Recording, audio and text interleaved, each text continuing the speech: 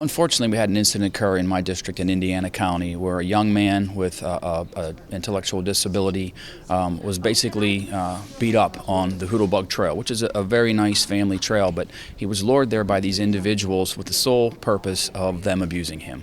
And fortunately or unfortunately, they videotaped the entire thing and posted it on social media. Otherwise, we may not have even learned about this. But the Pittsburgh news channels picked up on it. When I saw it, I was just completely appalled and disgusted at the same time, as was the entire community. So I knew that something had to be done.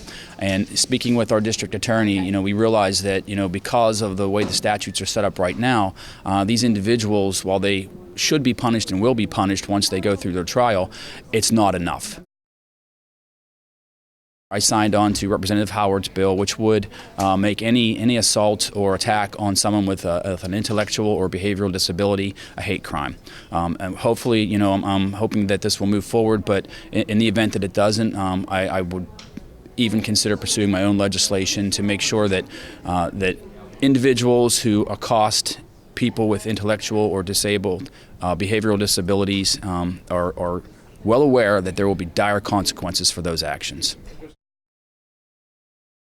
Right now, because of the way the statutes are set up right now, you can only pursue so much of a penalty, so much time in jail, so much in fines and things like that. What needs to happen is the laws need to change so that the judge has more leeway in punishment, so that he can, basically sentence them to longer terms in jail, higher fines, and things like that. So by labeling it a hate crime is one avenue to do that. So we need to do something to make sure that these individuals are better protected, that this type of behavior stops, and that people who perpetrate crimes against the disabled know that there will be serious consequences for their actions.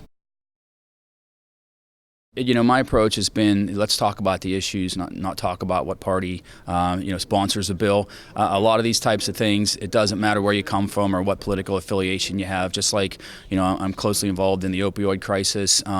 That crosses party lines, that crosses demographic lines, that crosses lines of all society. Same with something like this. It doesn't matter where you come from.